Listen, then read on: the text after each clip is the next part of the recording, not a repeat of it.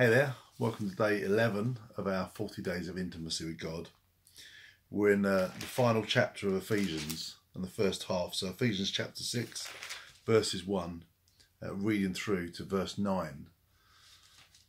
At some point in your life, generally as you grow up, you achieve more responsibility. You're given more responsibility.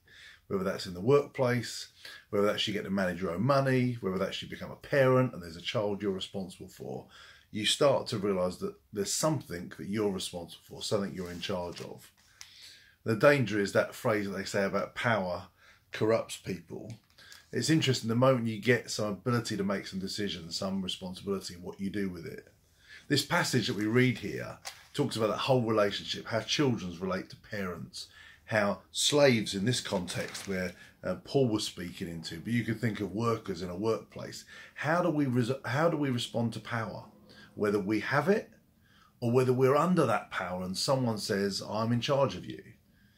And what we read in this passage here is a recommendation that says, don't forget, everybody, the parent and the child, the slave or the master, the worker or the boss, we're all in submission to Christ. And so, like we were talking about yesterday, that love, that relationship part permeates it, or how we respond, how we act in that is to demonstrate the fact that we're changed people, that we're affected profoundly by the love of God. And so have a read of this, see that in there. It might be harder to relate to if you're grown up and you don't see yourself as a child. It might be very hard to relate to in the context of talking about slaves and masters. But see this thing about power. See this thing about who's in charge and who gets to do as they're told. We all have times when someone tells us what to do. How we respond to that is quite fascinating. And there are times we get to tell people what to do. How we deal with that is fascinating.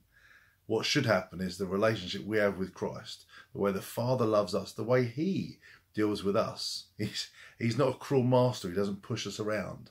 He loves us. How do we let that demonstrate in our lives? We'll meditate on this scripture and have a great time with God today.